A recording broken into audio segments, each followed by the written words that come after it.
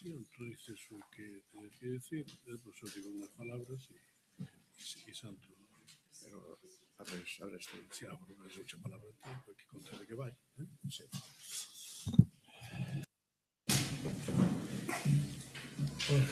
Bos días.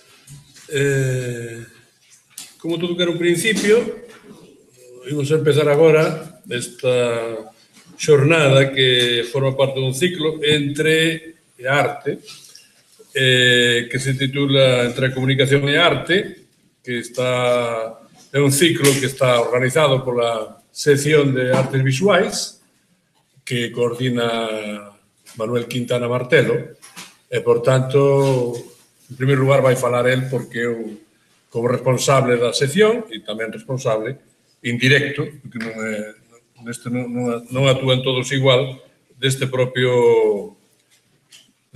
do ciclo que se titula Entre comunicación e arte.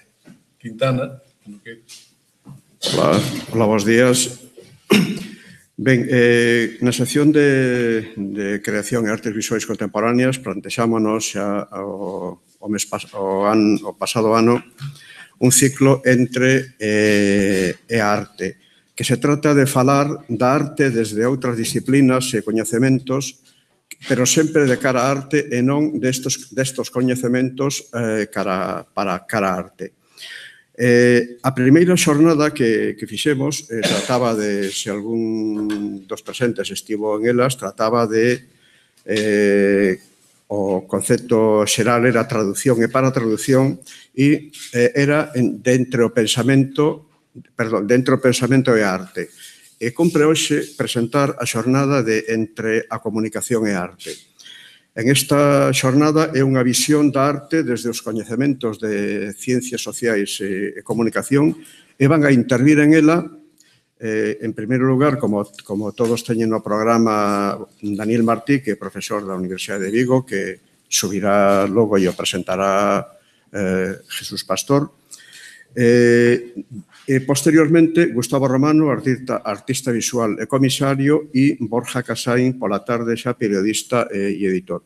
Esta xornada está como igual que todas as anteriores e as que van a vir hasta completar todo este ciclo, están coordinadas, están traballadas dentro do ámbito da sección de creación e artes visuais contemporáneas e están coordinadas no seu aspecto formal por Jesús Pastor, profesor da Facultade de Belas Artes de Pontevedra, por Miguel Fernández Cid, director artístico e comisario, e por Asunta Rodríguez, galerista, que é da Galería 30. E con isto, desexo que sea de un bo resultado e que sea interesante para todos, e damos paso para que suba o primeiro intervento. Vou dicir abajo. Depois dicir unhas palabras, non? Sí. Ah, sí, vale.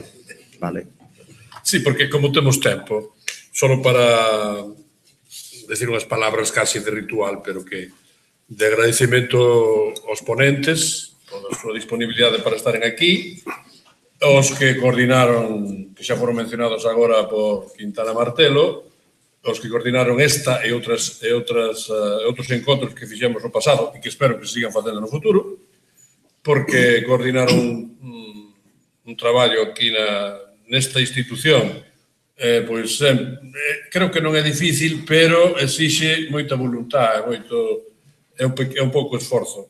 En todo caso, creo que a institución presta o apoio necesario desde o punto de vista de organización, que en xeral temos un alto un rendimento, un recoñecemento, mellor dito, dos traballos que fai o Consello desde o punto de vista da organización destas actividades, creo que moi alto e, por tanto, non pode ser menos, ou espero que non sexa menos nesta ocasión. A parte desto, este tipo de encontros, que xa non é o primeiro que se fai, creo que interpreta ben o que queremos facer no Consello de forma xenérica, que é afrontar debates dun modo transversal, que non sexan estrictamente especializados, porque para eso xa hai moitos outros centros, en Galicia fora deles, onde a especialización é o que manda, especialmente no ámbito, en fin, da investigación científica, tamén noutras, incluso no que, sendo investigación, tamén ten un papel de difusión, como son as humanidades, pero neste caso creo que este ciclo ten moitas virtualidades, porque permite que haxa un diálogo entre filosofía, entre comunicación, entre socioloxía, economía, o que for, e os problemas máis específicos da arte.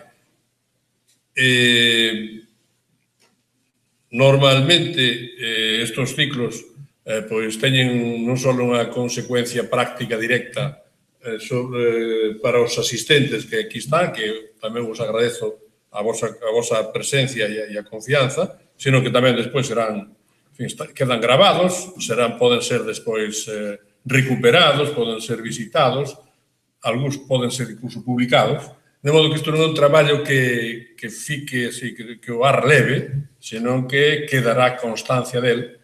Durante os próximos anos, ao mellor, calquera pode, desde calquer parte do mundo, volver a este tipo de debates e este tipo de encontros. De modo que eu animo a sección a que siga nesta dirección, que é moi importante ter esta capacidade de interlocución, non é sempre fácil. Hoxe, como sempre, o espacio da arte, da creación e das artes visuais necesita ser repensado sistemáticamente, porque justamente por iso son creación e artes visuais contemporáneas. Sucede tamén noutras áreas, noutros sectores do Consello, e, por tanto, estou seguro que isto vai continuar nesta dirección. De modo que desexolles aos asistentes que sexa frutífero esta sesión, aos ponentes agradezolles que poñan toda a súa capacidade intelectual e de comunicación nestas xornadas e espero que nos podamos ver no futuro con outras propostas que nos traerá a sección que coordina a Manuel Quintana Martelo. De modo que bon traballo a todos e queda inaugurada non este pantano, senón esta xornada entre comunicación ou a comunicación e a arte. E agora sí que lle damos paso ao primeiro. Ahora sí. Moi ben. Primeiro ponente Daniel Martí con Jesús Pastor de presentado.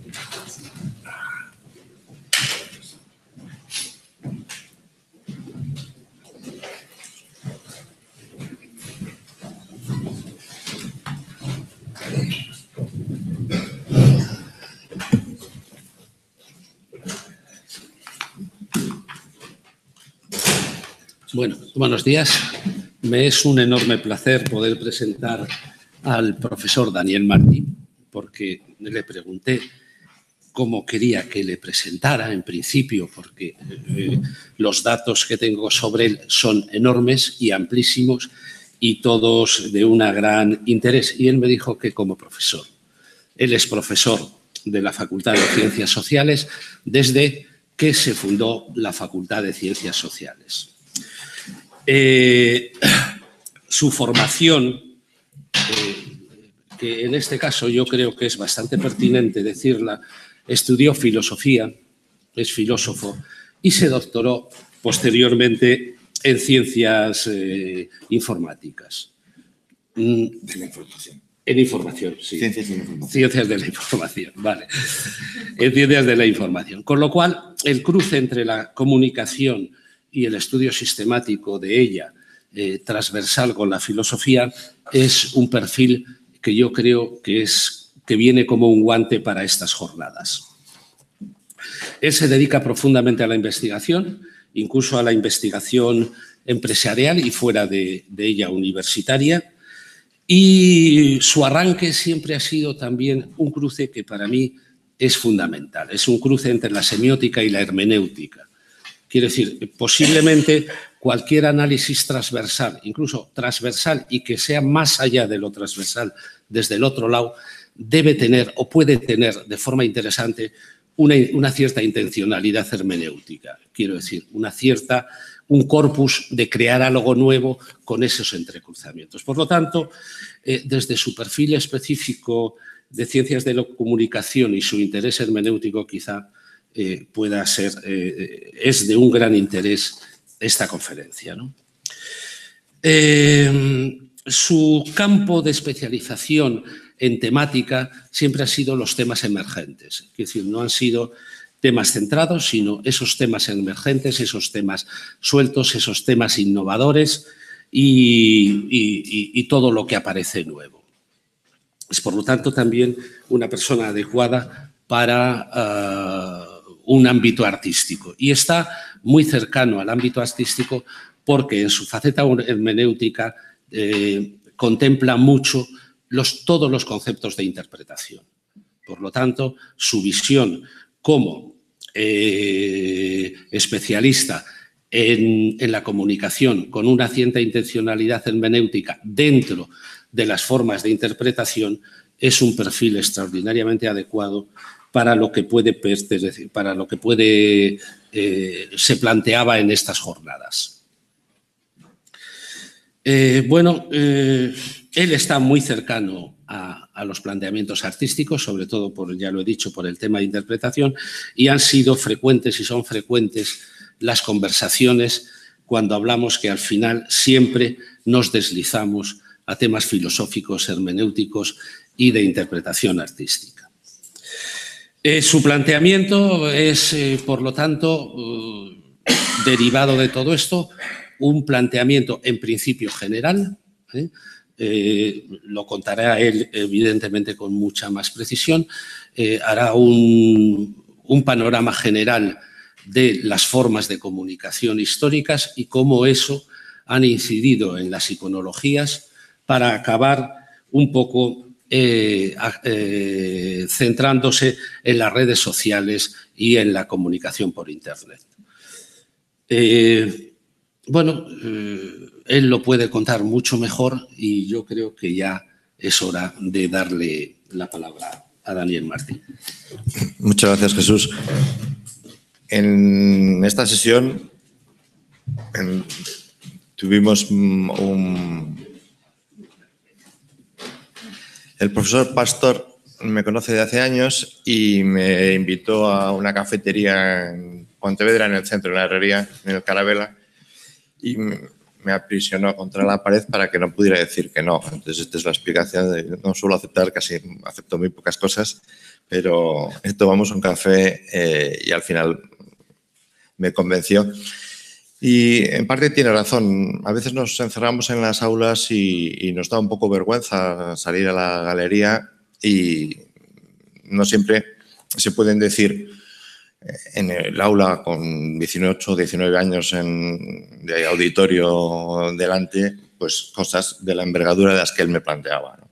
Entonces, me encargó más o menos una visión de toda la historia de la comunicación, de las edades de la comunicación, para incidir en cómo nos encontramos en un momento de relanzamiento.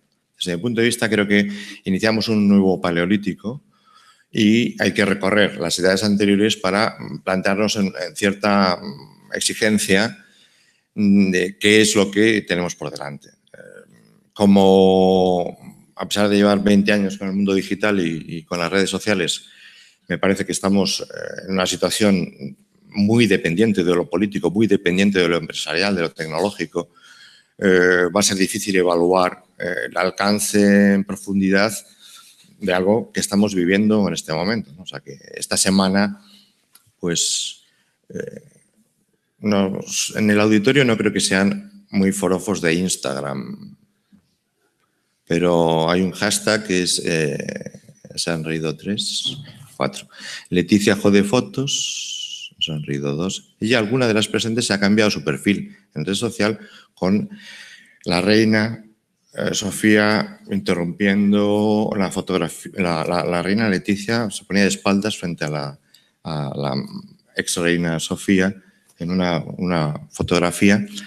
Entonces, en los perfiles personales aparece la fotografía de cada una en una calle o en un museo, en la preciosa Lugo, y al lado la reina Leticia.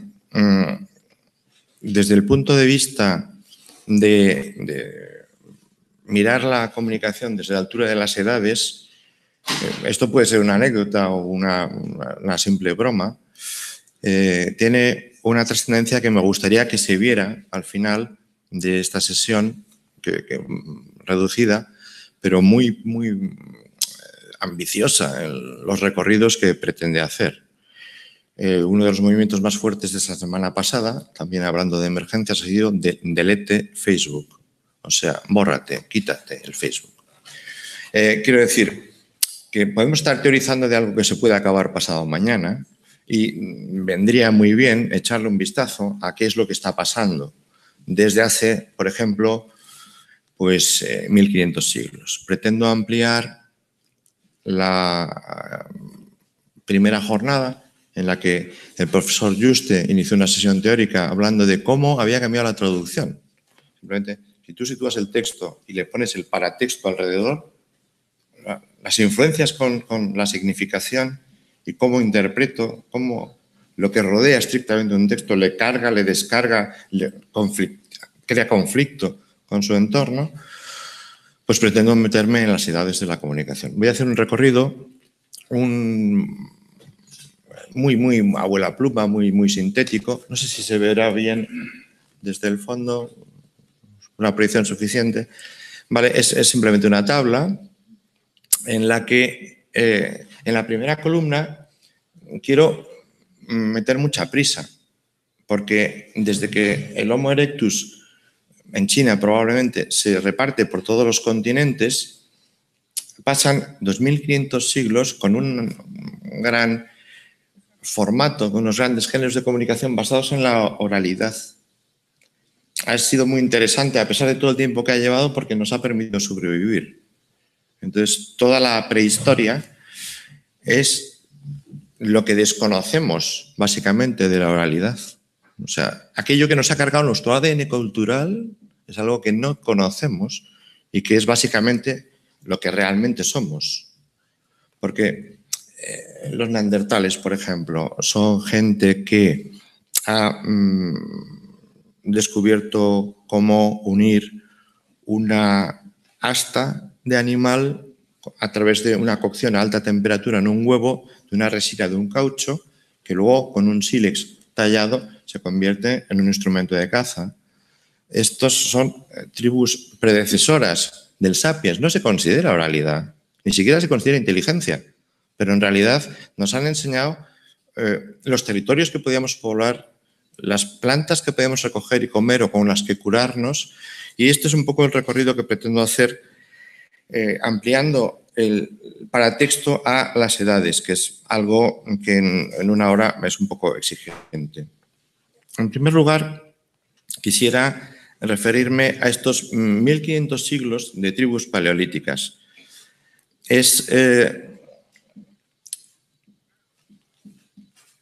Muchas piezas compartimos en el mundo de la comunicación con la museística. Para nosotros tenemos una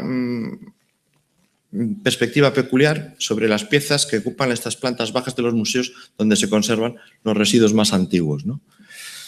En sucesivas generaciones se ha ido cargando la idea del conocimiento y se van construyendo imágenes como las de las raíces de la ciencia que de alguna manera están contándonos cómo hasta nuestros días se han conservado pues, en los suburbios y en las culturas rurales algo que tiene estos antecedentes. Como alguien encontraba que el conocimiento había que transmitirlo, que unos gestos o unos sonidos tenían un significado y que la prehistoria, hasta que se convierte en protohistoria y empieza a ser hablada, es básicamente la herramienta de comunicación y de conservación y al final de construcción de comunidad.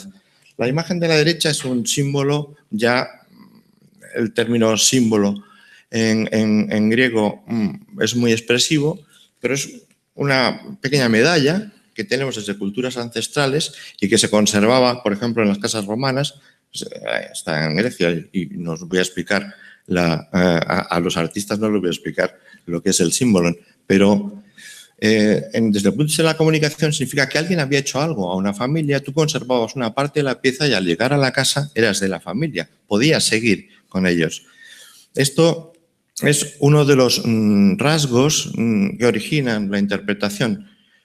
Todas las culturas ancestrales se han extendido a través de una comunicación verbal comunitaria en las que al principio con la magia y con los mitos, después nacieron las religiones, la filosofía o las ciencias. Nosotros tenemos el Homo erectus en China hace 2000 de años, 2000 siglos, o hace 700 siglos el Ergaster, predecesores del Sapiens, con una comunicación en la que apenas podemos decir en qué es lo que nos han transmitido. Sabemos que está dentro, sabemos que está en el ADN de una serie de rutinas, de hábitos, de experiencias que nos han traído hasta el día de hoy.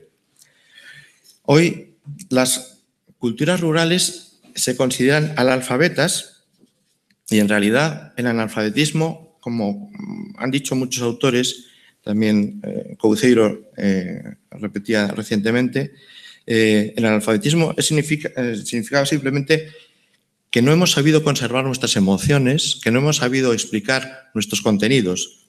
Las piezas Sapiens, perfeccionadas y que conservamos como tesoros artísticos en nuestros museos, nos explican cómo el entorno y el medio ambiente lo hemos convertido en espacio de supervivencia.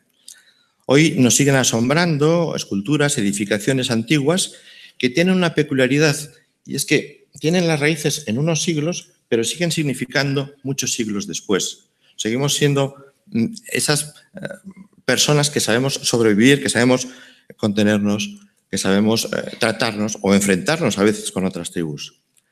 Apenas hay 200 lenguas con escritura y en este momento hay 3000 lenguas que no tienen una escritura, que son básicamente oralidad.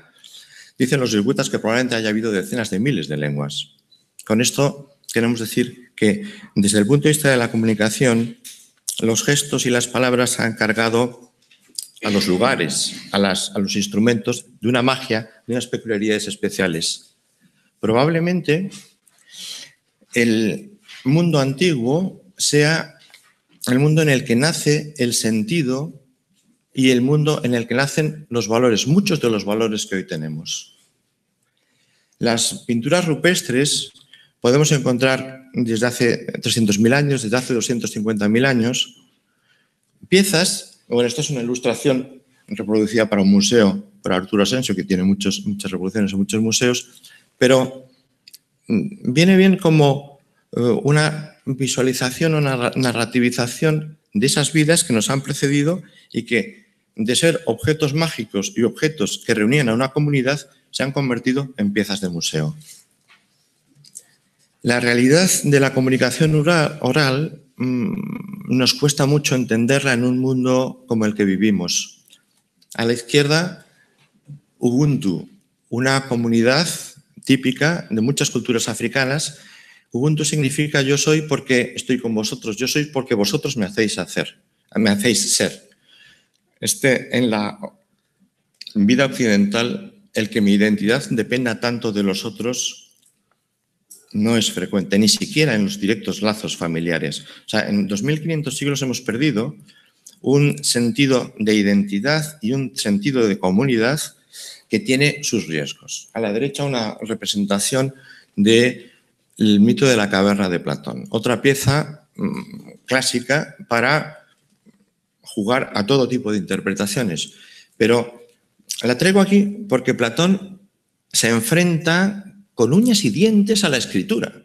Y dice que aquello iba a hacer perder la memoria, que íbamos a desaparecer como especie, porque escribiendo con los alfabetos no iba a haber manera de conservar todos aquellos relatos míticos, aquellos relatos sapienciales, mágicos, que nos curaban, que nos hacían seres humanos, que nos convertían en comunidad. La interpretación de la caverna ha dado bastante más de sí. En realidad, todos conocemos que a la izquierda unos esclavos, dice el mito tal como lo cuenta Platón, unos esclavos llevan unas piezas en su cabeza y que los otros que están encadenados en el interior de la curva, lo que ven reflejado sobre las cabezas es a lo que les atribuyen el habla y las conversaciones que llevan los porteadores de las piezas.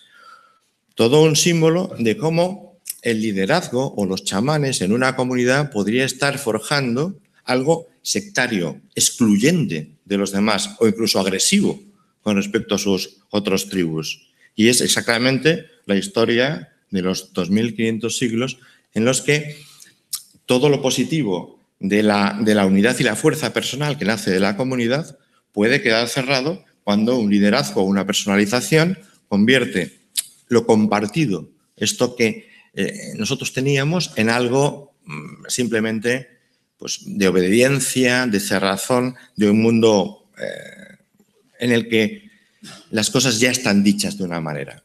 Probablemente la ritualización del habla, el atribuirle determinados poderes a determinados momentos, danzas o actos en determinados sitios, ha acabado con lo que en un principio la teoría de la comunicación mira en el discurso conversacional. La conversación en realidad es más abierta, la conversación es integración, es romper un poco el discurso de lo que tú estás diciendo para integrar el mío, y esto, desde el punto de vista del origen de los valores y del origen del sentido, es muy importante. Si el sentido solo lo ponen unos pocos, al perder socialidad, ese sentido no une. El nexo de unión está siendo la fuerza o está siendo el poder de unos sobre otros. En este pequeño escarceo histórico, los primeros públicos son hoy representados. Podemos ver en Papúa o en un videojuego de una tradición mexicana, de una cultura perdida mexicana, que nosotros podemos hacer una iconología contemporánea del discurso o de la conversación ancestral. Puede incluso parecer ridículo, puede incluso parecer una espectacularización. Vamos a trasladar a nuestro contexto la iconología originaria. No lo tenemos fácil ni desde la comunicación ni desde la investigación artística saber cómo las piezas más antiguas unieron, cuál fue la iconología objetiva que dio el primer valor a esas piezas de museo más antiguas. Lo que estamos viendo es que hay unas iconologías, unas capas iconológicas sucesivas que están organizando reinterpretaciones, a veces pues, por lo que pide la industria o por lo que pide el espectáculo. Así es que, si tuviéramos que cerrar este primer recorrido por 2500 siglos de oralidad, sugeriría mirar a nuestros mayores, las personas de más edad de nuestras sociedades. Los ancianos siempre han sido el refugio del saber, desde la más remota antigüedad. En los ancianos podemos atribuir la memoria que tenía Platón, el miedo de que perdiéramos, y podemos atribuir la experiencia, incluso el haber participado como protagonistas. Estas dos imágenes son un pequeño juego. Hay operaciones que nos sostienen desde un punto de vista alimentario, que tienen una antigüedad inmensa, pero en un entorno en el que estamos infectando y contaminando pues esas aguas del Lérez que teóricamente podrían ser un espacio para el marisqueo. O más ridículo cuando reinsertamos con el graffiti o con algún tipo de ironización sobre que esa gran conquista que es el túnel, en realidad pues es magnífico, hemos perdido una oportunidad maravillosa de tener una caverna como lo tuvieron nuestros abuelos más antiguos. Desde el punto de vista de estos 1500 siglos de comunicación, para la gente, para los especialistas en comunicación, las piezas que conserváis en los museos y que tan interesantemente investigáis, para nosotros han sido el origen de una serie de ritos y de una serie de concepciones en los que se han creado los valores. La oralidad ha sido lo que ha hecho Sapiens al ser humano y lo que nos ha hecho sobrevivir hasta el día de hoy, y ni siquiera en las carreras de comunicación tiene una relevancia y una investigación fuera de pequeños ejercicios profesionales de oratoria, cómo convencer a un auditorio o este tipo de planteamientos en los que seguimos considerando analfabetos aquellos que hoy no son expertos digitales, como consideramos analfabetos aquellos que no sabían escribir, cuando en realidad la potencia del conocimiento de los ancianos es el que realmente nos ha traído hasta aquí.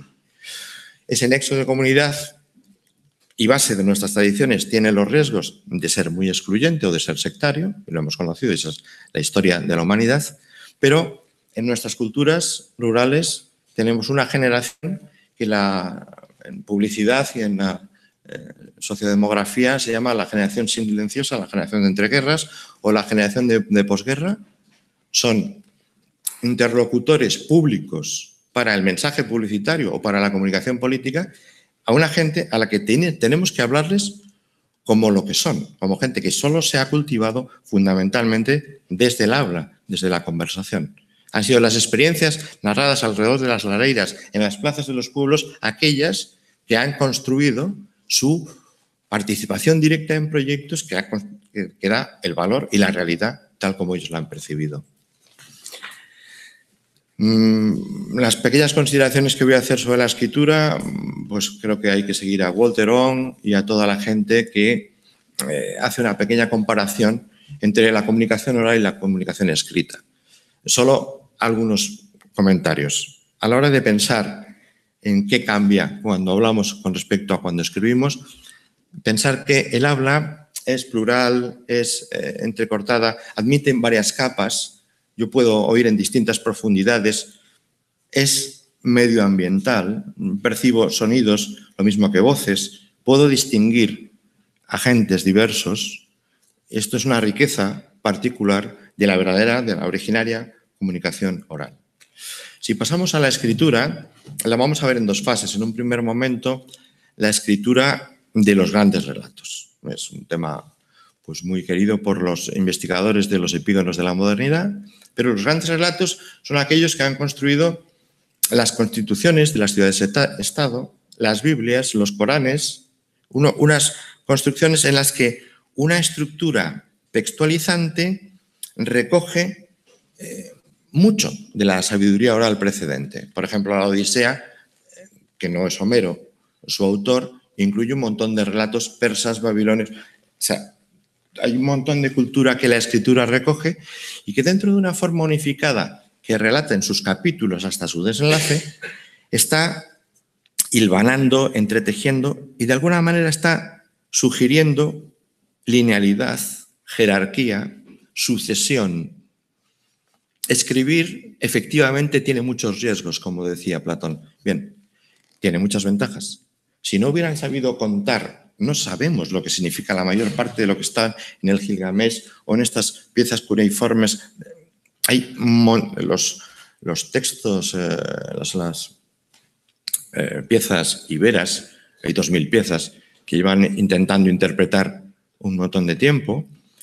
Cuando pasamos de la iconología a la iconografía, el primer problema que tenemos es que la iconografía construye un sentido y es muy valioso que haya una unidad de sentido y una dirección del pensamiento.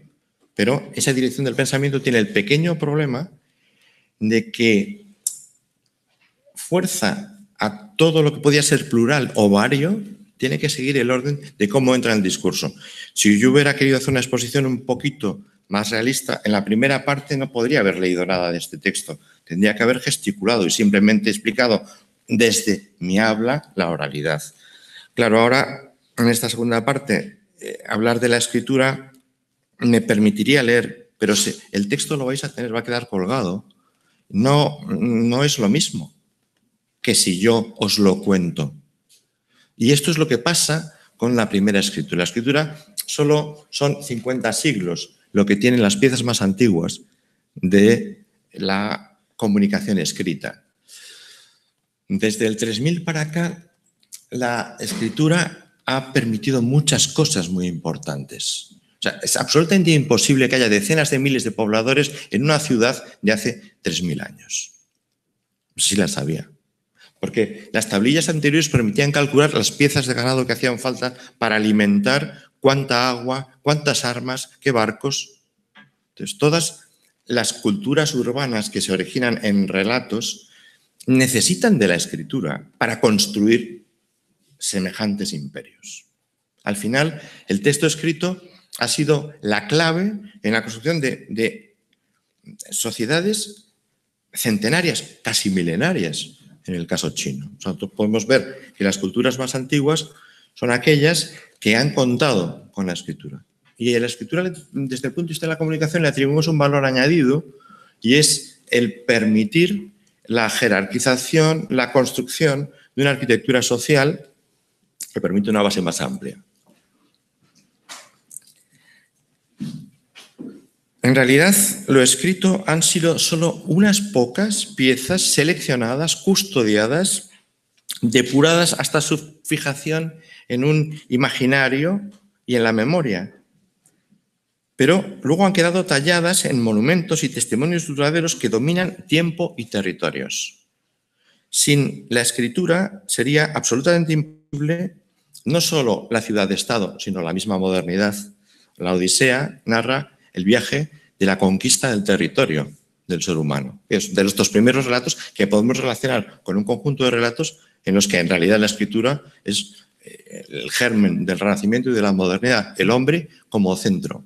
Si yo escucho, estoy percibiendo distintas capas, distintos sonidos, cuando paso a la iconografía, cuando paso a ver qué representaciones hemos construido vía alfabeto o vía significación gráfica, estamos representando, estamos compartiendo unos símbolos en los que el sentido ya está definido. La escritura es la iconografía que se explica a sí misma, que dice cómo debe ser leída. Desde los relatos fundacionales y desde las constituciones de las ciudades queda atado el discurso y se detallan cómo son los ritos de paso, cómo es la madurez. Si alguien tenía que luchar o que vencer o que cazar en la comunidad oral, el Corán tiene perfectamente escrito cómo es el papel de la mujer, cuándo hay que plantar, qué cosas hay que hacer. Está perfectamente escrito que los que formamos parte de un imperio tenemos que cumplir una serie de ritos perfectamente escritos.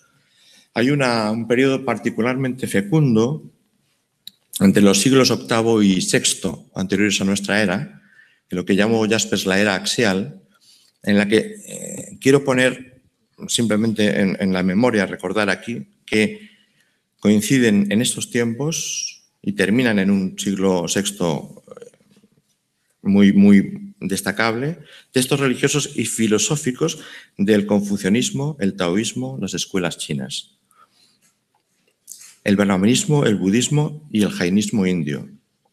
Coinciden más o menos en el tiempo con el zoroastrismo, los principales profetas mayores del judaísmo y del islam, así como con los presocráticos y las principales escuelas de la filosofía griega. Es impensable que desde el año 3000 al año 500 y pico se construyan semejantes piezas y lo que representan en la cultura de la humanidad. Al lado pongo el Palacio de Cristal. Sloterdijk y otros teóricos también avisan de cómo la escritura cierra, pone techo. Ahora que se ha hablado del techo de cristal para la mujer, tenemos paredes de cristal y techos de cristal en todos los frentes, precisamente por nuestra formación escritural. La formación escritural tiene una tendencia imperialista, una tendencia monolítica que, desde el punto de vista de la comunicación, queremos traer aquí a colación con las iconografías. Los textos que explican las obras están autoexplicados en sí mismos. Muchas veces están poniendo las condiciones para su interpretación. Ojo con las dependencias de formato. La narrativización de todas las piezas religiosas, como la tabla de la izquierda, o el registro sonoro, marcan edades, marcan posibilidades de la comunicación humana. Si unos monjes benedictinos no le ponen unos cuadraditos negros en unas líneas a la música, es impensable que se hubiera construido todas las variables armónicas que nos llevan al registro de la música actual. Pero quiero que desde el punto de vista de la comunicación le damos mucha importancia a la diferencia entre el registro y la interpretación. Porque una cosa es que la partitura venga dicha de una manera, describe, es una sonografía de cómo quiere ser escuchada. Luego está el vestigio de oralidad que el director y los intérpretes en un acto colectivo prestan a la pieza. Así es que han sido solo 50 siglos de cultura escrita, pero esos 50 siglos tienen un impacto que me parece muy relevante tener en cuenta. Nos hemos hecho el centro. La escritura mira en árabe de derecha a izquierda, en occidente de izquierda a derecha, pero es focal. El centro ha pasado a ser la mirada, no las capas que oíamos. Y con la escritura está el homocentrismo y están los etnocentrismos, la occidentalidad, la historia que hemos escrito. La historia que hemos escrito con esa escritura es la historia de los vencedores. No están los eliminados, no están los genocidios. En muchos casos que desconocemos, como en las tribus ancestrales, la historia no escrita, que es precisamente la historia de la oralidad, la historia que ha convivido con el imperio, pero no ganó en las batallas del imperio. El mapa de la derecha, que no se ve muy bien, es una representación más o menos real basada en los kilómetros cuadrados de la superficie. O sea, África no es una cosa pequeña que está ahí debajo. África es media Asia, es una cosa muy grande. América del Norte, etc. Europa es esta cosita pequeña que tenemos allá arriba. Pero la historia de la escritura no lo dice así. Y los mapas, incluso el del tiempo, es decir, la visión con la que hemos sido escolarizados, con la que hemos dejado de ser analfabetos, es este tipo de formación perfectamente escrita, perfectamente regulada, con unas pautas de interpretación. A lo largo de 50 siglos de comunicación, básicamente lo que se han comunicado son las instituciones. La escritura ha sido, la escritura de unos pocos relatos, muchas veces reproducidos y decorados, ha sido la baza con la que hemos conseguido organizarnos en sociedades más extensas.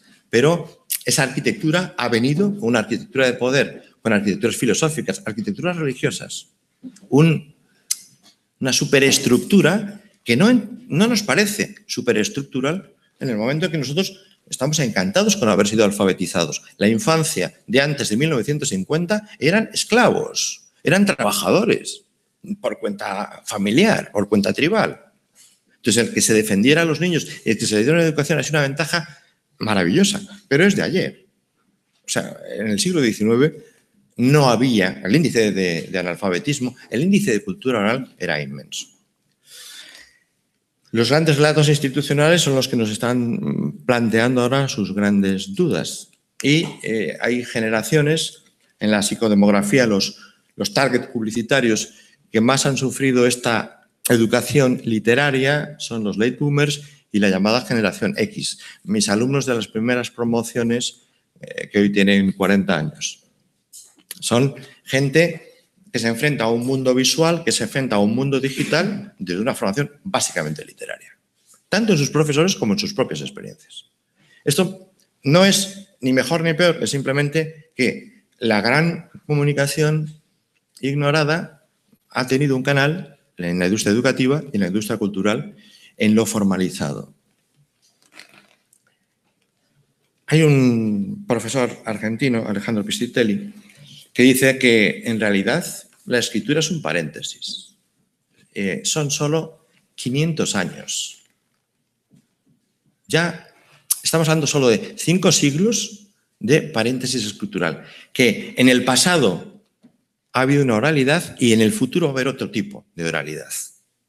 Por eso planteaba esta sesión como ¿estamos reiniciando el sistema? ¿Le estamos volviendo al neolítico? ¿Ponemos en cero el contador y a ver qué pasa? Es un poco las tesis, algunas de las tesis, como las que defiende Alejandro Piscitelli, en la que la etapa de lo escritural ha sido solo 5 siglos. Bien, son 5 siglos un poquito largos como para recorrer a cierta velocidad, pero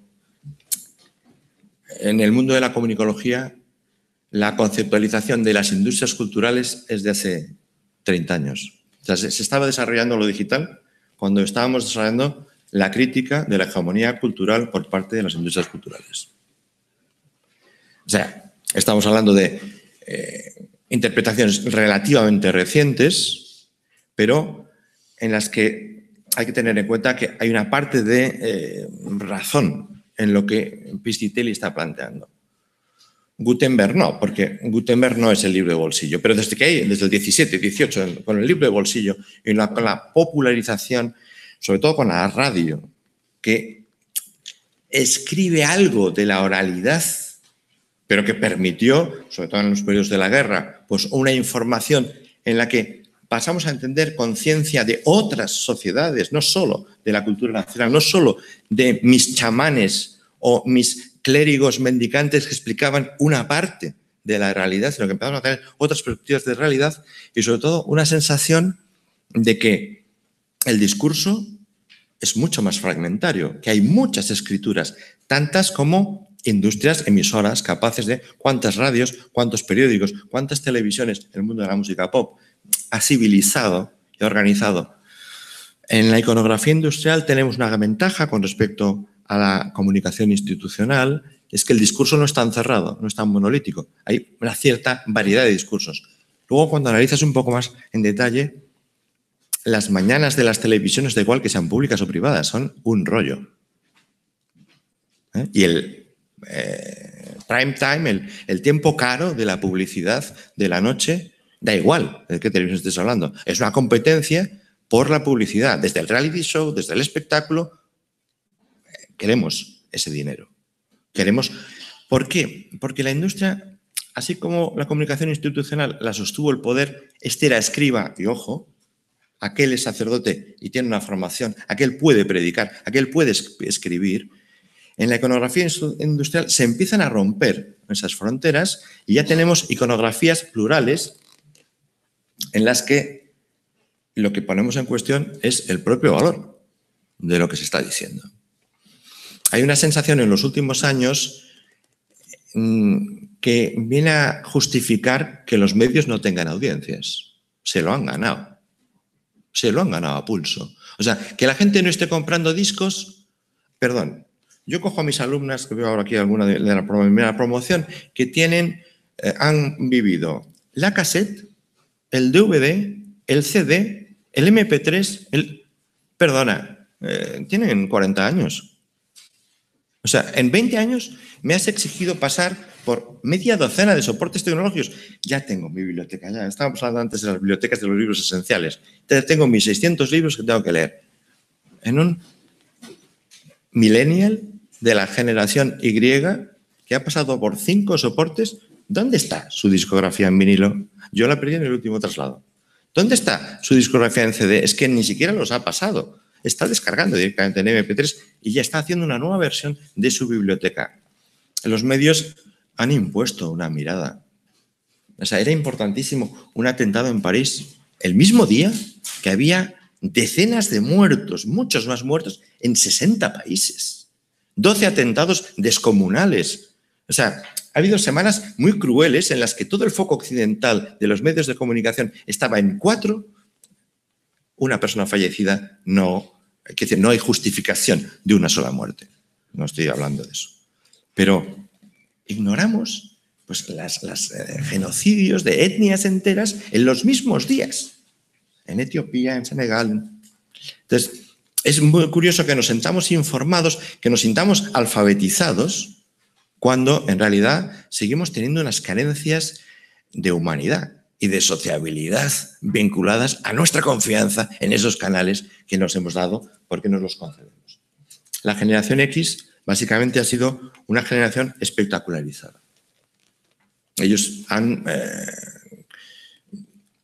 tampoco hay que pensarlo tan mal, ¿vale? Es que vemos así un estadio, están creando unos nuevos estadios con pantallas de grafeno que pueden personalizar la comunicación al entorno en el que tú te encuentres. O sea, esto tecnológicamente es un pequeño disparate que vamos a ver en los próximos años y que en este momento son simplemente juegos de guerra o juegos tecnológicos. Pero en realidad no creo yo que junto a los tótems hace 1500 siglos, la gente no celebrara otros ritos ni otras danzas distintas de lo que puede ser un espectáculo en directo, un concierto o lo que sea. Lo único que para el que lo ha vivido en este escenario es bastante menos social que el que se siente miembro de una comunidad en el que forma parte y decide cómo quiere hacer ese rito o de alguna manera cuáles sean los valores que acordábamos como proyecto para esta comunidad va a sacar adelante. Así es que 5 siglos de comunicación industrial marcan la modernidad. Desde el punto de vista de lo industrial, la seriación y la reproducción de textos nos facilita que todo el mundo pueda tener su biblioteca doméstica, pero hemos creado estados de culturas, hemos creado naciones culturales y hemos creado fronteras y barreras con respecto a otros territorios culturales. Estamos siendo agredidos por formatos y canales masivos. Aquellos que consiguen más publicidad, aquellos que consiguen más dinero, son aquellos que pueden tener un altavoz más potente, aquellos que hacen la película que todo el planeta va a ver, pero no la que habla de mi cultura nacional. La construcción de públicos es imprescindible para sostener una industria. Si no hay publicidad, no hay ninguna industria cultural, pero la depauperación de ese contenido cultural está implicando que hayamos perdido la confianza en ellos. Enfoco la etapa digital si ya me ha parecido muy simplificadora el recorrido histórico, el recorrido poshistórico tiene más conflictos. En primer lugar, Jesús me dijo que quería 2, no una edad, sino 2, en 25, en este último cuarto de siglo. Una parte digital y la otra de redes sociales. Tiene su sentido porque realmente estamos viviendo esa convivencia de generaciones, ¿no? De nuestros mayores, de la generación de posguerra, con los millennials, con la generación X o con los millennials. Estamos ahora conviviendo con unas generaciones más jóvenes en las que, por simplificar, diría que el territorio digital viene a ser un final de las edades industriales, una tardomodernidad, la modernidad que se cae, la modernidad que se viene abajo, y por otra parte, así en el tecnutopismo, pues las redes sociales serían la recuperación de esa oralidad. Como arrancaron en el 2000, buena parte de los teóricos de la comunicología, esto es fenomenal, porque estamos reiniciando el sistema. Esto estaba mal montado y ahora con la capacidad de una voz individual, un voto, una voz individual, una industria cultural, una fuente de comunicación, una capacidad de creación artística, pues vamos a conseguir unas sociedades con unos nexos más reales y unos proyectos mucho más realizables. En realidad, el recorrido que hace Pierre Levy, que es otro de los teóricos que se ha dedicado más a esta cuestión, plantea que ya directamente la cultura digital es básicamente algorítmica. Son muchos los que dicen que, hombre, si el libro te obligaba a seguir capítulos y el desenlace era el que era, o el argumento intelectual era el que se te ofrecía como conclusión, ya metidos en redes, ni siquiera controlamos la dirección. Creo que, no sé si os ha gustado el caso de Cambridge Analytica, que usaba perfiles de Facebook para enviarles una información segmentada para intentar cambiar los votos en varias elecciones de distintos países. No hay que tenerle miedo a estas cosas. El miedo es lo que inclina el populismo y la demagogia, ¿no? Hay que racionalizar un poquito más las cosas, pero están ahí. Trabajamos sobre un libro que tiene las páginas numeradas, pero es bastante más peligroso, que estés trabajando sobre una herramienta de recuperación de información que todo el planeta usa y que dice que las 5 primeras cosas que vas a ver son negocios. No sé si os ha pasado que queréis comprar un billete de una determinada compañía aérea y entonces clicas en lo primero que te sale con ese nombre y te están vendiendo un sobreprecio de muchos euros en un billete de un intermediario cuyo único negocio es aparecerse a la pantalla de tu compañía de viajes que te va a calzar 25 euros por tonto, porque no te has dado cuenta de que es el lenguaje el enlace patrocinado, pagado a Google, la principal empresa anunciante del mundo hoy. ¿Vale? Compramos en Amazon, comentamos en Facebook, usamos WhatsApp e Instagram, que sigue siendo Facebook. O sea, con esto quiero decir que sí es una nueva escritura, pero el papiro era muy caro y muy pocos podían escribir en papiro. Vale. La reproducción, los tipos móviles, el daguerrotipo, tenemos problemas. La serialización es complicada, hay que pagarla. Bueno, la publicidad. Aquí el precio eres tú, tus datos. Yo cuento dónde estuve ayer, yo me fotografío ante tal monumento, yo viajo a tales sitios, mis datos es su negocio. Yo soy el anuncio. Así es que, desde el punto de vista de la comunicación, hay que considerar que el creador de Tim Berners-Lee, de la World Wide Web, no puso royalties, no cobró la patente, dijo todos conectados. Hoy sería mucho más millonario que Amazon, Google, Facebook, Amancio. Vale, estamos hablando de la fortuna de las fortunas. Bueno, tenía una idea de que eso lo había desarrollado el software libre y eso tenía que volver a la comunidad. Bueno, el software libre también desarrolló el paquete de Office que luego se apropió en Microsoft, o el software libre también fueron las primeras pantallas con las que Apple convirtió su magnífico las pantallas de las interfaces de diseño de usuario amigable. Pero hay gente que sí que tiene la tesis de que podemos ir hacia una inteligencia colectiva, de que muy mal se tiene que gestionar la Internet para que esto no produzca, me estoy un poco borrando de Madoff con esta tela de araña de las palabras, pero estoy más con José Luis Brea cuando dijo que la red es más telepatía conectada que inteligencia colectiva. Hay un debate muy interesante, pero sobre todo, ¿qué estructuras son las que está manifestando el entorno digital? Pues enfrento a Manovich, un antropólogo de la cultura, con Ivan Illich, en una tesis que muestro con dos gráficos, ¿no? La iconografía digital va camino de comerse todas las iconografías industriales. Este gráfico tiene 10 años, solo los últimos 10 años. La velocidad de crecimiento de Internet es que en muy poco tiempo no desaparecerán las salas de cine. En muy poco tiempo va a ser difícil tener televisión generalista en abierto. Porque eso cruza. Bueno, de hecho, ya en este momento en la sala hay un 30% de suscritos a otras modalidades de audiovisual que no tienen nada que ver con aquel trasto de la industria cultural de la televisión.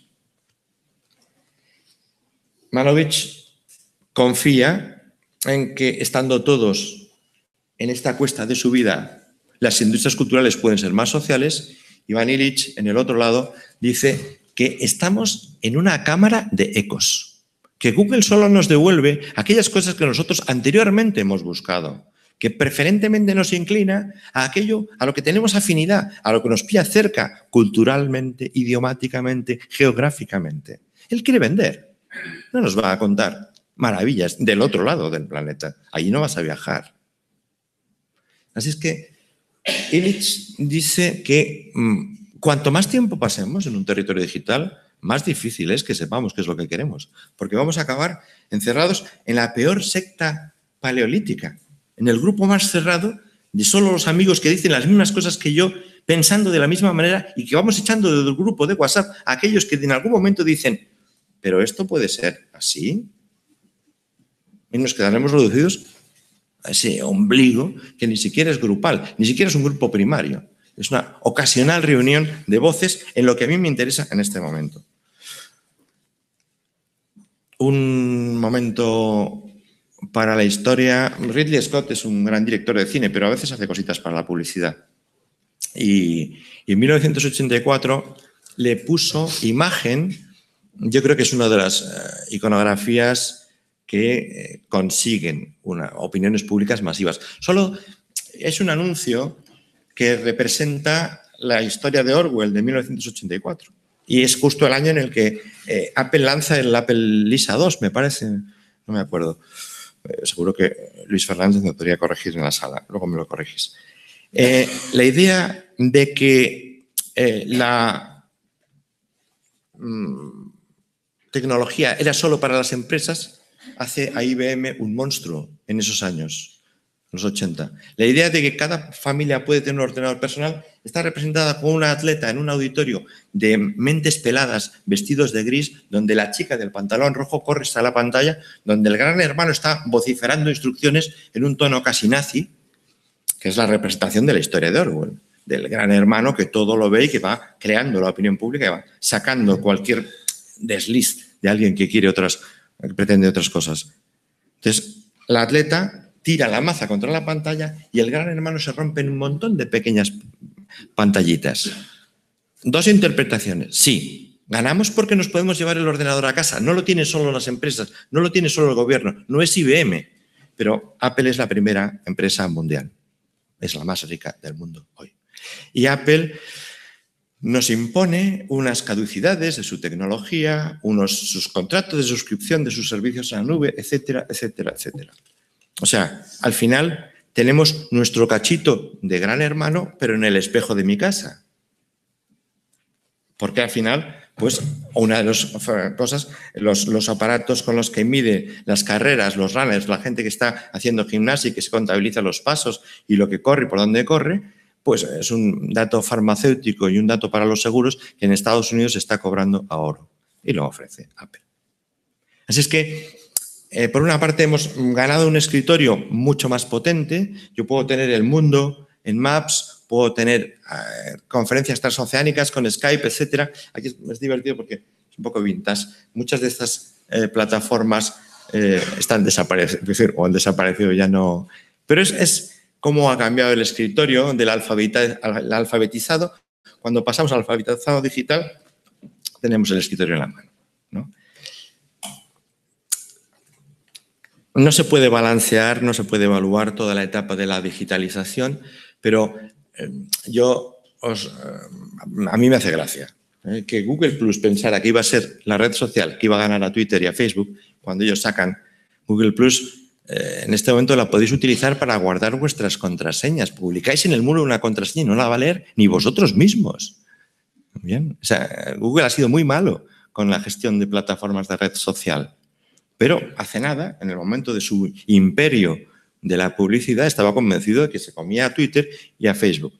No es que estén muy bien las otras, pero bueno, de alguna manera sí ha triunfado, porque aquí tenemos a los youtubers y reconocéis la cara de gente que no habría por qué conocer, pero que todo el planeta sigue.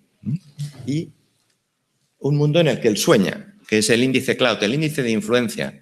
Yo cuando hable con alguien tendré desde mis gafas, ay no, esta mujer tiene un índice de influencia muy bajo, no, mejor voy a hablar con algún índice de influencia un poco más alto para que mi opinión sea amplificada en redes de mayor nivel.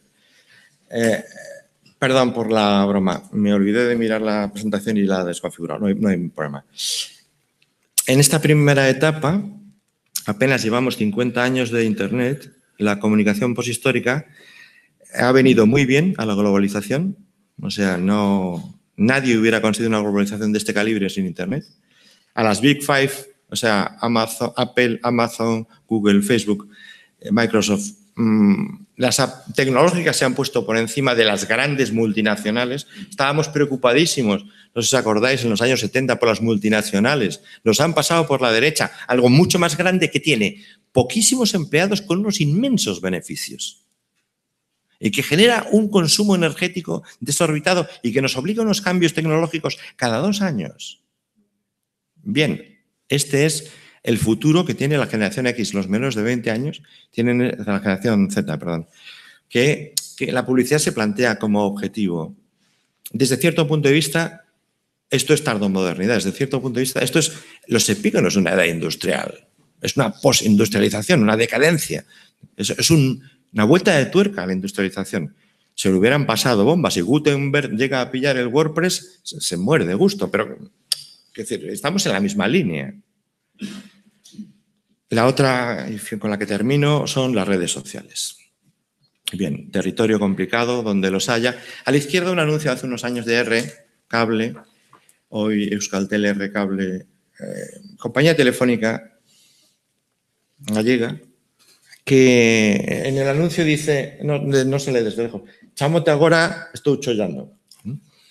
El móvil ha supuesto, al principio pensábamos que era solo portabilidad, facilita que tengamos en otro dispositivo lo mismo que tenemos en casa en ese puesto informático que está. En realidad la cosa se nos ha ido de las manos bastante más que... Sí, son más potentes que los ordenadores. O sea, a este le da 2 vueltas, a este, y yo porque no estoy con Apple, pero hacen barbaridades. La cuestión es que esa medio broma de un equipo creativo de R-Cable, que es simpaticísimo, es gente muy creativa, es real. O sea, en África están utilizando aplicaciones, cargan el móvil con una bicicleta, porque luego la generación de energía no es tan potente. Y lo de las baterías hay que cargarlas con unas bicis. Pero efectivamente predicen si va a llover y están sembrando, o si les viene una sequía horrorosa y están recogiendo. O sea, hay utilidades, hay aplicaciones que a todos nos están viniendo bien. Aquí, no sé, vosotros no miráis si va a llover cuando vais a salir a la calle. Yo miro todas las mañanas porque hoy me han dado el día libre, pero en Pontevedra ayer me empapé como un campeón porque no tenía más que cruzar el río. Pues me mojé de arriba abajo. El mundo de las redes sociales, en cierto modo, no es nada distinto a la digitalización, porque tú vas a un evento y ves eso. Esto ya hace unos años un compañero de dirección de comunicación que se fue a un evento y sacó la foto de los que sacaban la foto y dijo, esto es alucinante. O sea, hay una percepción. Nos reímos de los turistas que ven la Catedral de Santiago por el objetivo de la cámara, pues ya ni es eso. Es que ya estamos grabando los conciertos, estamos grabando trozos que automáticamente se suben a la nube en unas cantidades descomunales. Las redes sociales tenían un abanico de oferta bastante interesante y ofrecían un punto de oralidad. Tenemos redes de comunicación, redes de información inmediata. Twitter ha salvado a muchísima gente en catástrofes. O sea, son herramientas muy valiosas. O sea, los primeros momentos de un terremoto o de una catástrofe, antes de que Google aprendiera a geolocalizar la gente que estaba con un móvil activo, Twitter ya empezó a mover hashtags de aquí en el accidente del Albia se pidió sangre por Twitter y a la hora se pidió que no fuera gente porque había una cola que no había manera. Entonces, sigue siendo herramientas con un poder impresionante, pero nosotros pensábamos que íbamos a tener una oferta variada de distintas Instagram, Pinterest. Bien, están en capa caída aquellas que no han quedado bajo los grandes monopolios. Sí, tenemos una cierta emocionalidad añadida. Podemos enviar mensajes de voz, podemos mostrar nuestra cara en un momento determinado, pero eso está siendo utilizado. Las redes sociales son plataformas industriales. Facebook vive de la publicidad, Google vive de la publicidad. Están vendiendo datos. Ese es su negocio. Entonces, no podemos ignorarlo. O sea, es que yo compro este periódico porque me dice cosas. No, te dice esas cosas que a ti te gustan para no hacerte los anuncios que sabe que tú les puedes comprar.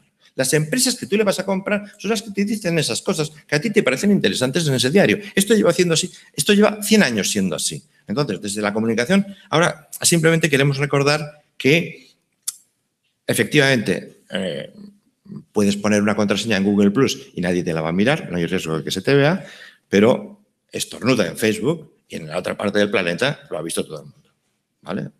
Con imágenes, etcétera, que luego se reservan ellos el derecho a retirarlas, que montan unos grandes jaleos para retirarlas.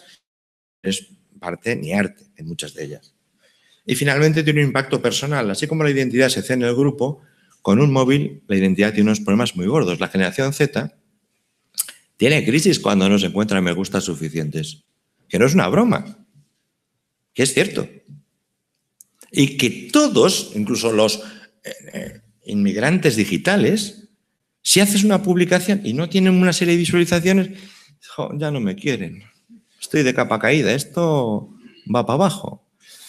No, eso va para arriba. Eso tiene un aumento exponencial de contenidos, tiene un aumento muy importante de otros prosumers, productores, consumidores que a tu alrededor se apuntan. No sé, quizá pensamos que los blogs iban a ser un territorio de unos pocos. No, los blogs iban a ser para todos. O sea, no iba a haber 100 blogueros cuando empezamos con los blogs. Era absurdo que quedaran 100 blogueros. Entonces, ahora tenemos lo que hay. Grandes plataformas que ofrecen contenidos a cambio de nuestros datos, de nuestra vida. No digo que no se pueda seguir haciendo lo mejor. O sea, quiero cerrar con una expectativa de esperanza. La foto de Stefan Stepanov en Bulgaria, o el grupo de comunidades que se crearon alrededor del 15M, es simplemente una pequeña reclamación de una iconología posible. O sea, sí es posible una iconología compartida, sí es posible que haya proyectos abiertos en los que haya una participación muy interesante, pero no hay muchas Wikipedias, no hay tantas subvenciones en Berkami o en los crowdfunding para sacar adelante la cultura necesaria o las investigaciones necesarias. Así es que las redes sociales pueden ser una vía de supervivencia del pequeño comercio, puede ser una vía de supervivencia de la gestión local, de las asociaciones locales, pero siempre sabiendo que están pagando el peaje de sus datos. La gente de menor edad está siempre conectada, su vida, ellos no saben que lo que se está comerciando es su vida. La personalización publicitaria va a dar todavía, va a subir a un nivel superior. Creo que con este pequeño apunte de cómo iban a ser los estadios de fútbol, lo veremos en muy pocos años, podemos quedar impresionantemente sorprendidos de a qué grado de personalización va a llegar la información que a ti se te va a dar. Y desde el punto de vista de lo colaborativo, estamos a merced del mercado. Tú puedes querer compartir el coche para no contaminar y que más gente suba a la facultad contigo, pero BlaBlaCar está haciendo publicidad ahí y está cobrando con una tarjeta y no está pagando ni el autónomo ni el seguro. Perdón, BlaBlaCar quizás de las empresas más serias. No que me quería meter con el resto de economía colaborativa que se están cargando el alquiler de viviendas, el turismo local, las cadenas hoteleras regionales, etcétera, etcétera. ¿Por qué? Bueno, pues porque al grito de colaborativo yo dejo de tener mi piso en alquiler y lo pongo por habitaciones turísticas en Airbnb y estoy haciendo un montón de caja con un montón de rotación poniendo los precios que el mercado turístico me está... Gentrificación, expulsión de los locales y que venga el turista, que es el que se queda con los centros de las ciudades. Los movimientos sociales y los proyectos cooperativos abiertos o el municipalismo van a dar mucho que hablar, pero son alternativos, son residuales. No es el gran flujo de las redes sociales. Lamentándolo mucho, no podía hablar yo todo lo positivo, o sea, después de los 20 años que llevo pegado y trabajando y enseñando y formando con redes sociales, tenía que dar un balance un poquito más positivo. Yo simplemente mando la señal de aviso. La iconología es posible, pero está pendiente de que se haga.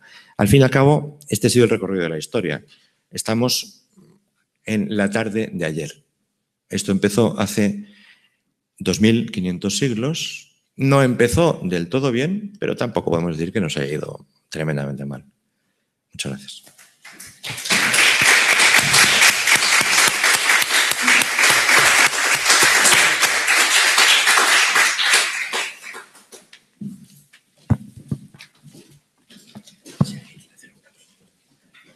Si alguien quiere intervenir, hacer una pregunta, un comentario o cualquier cosa.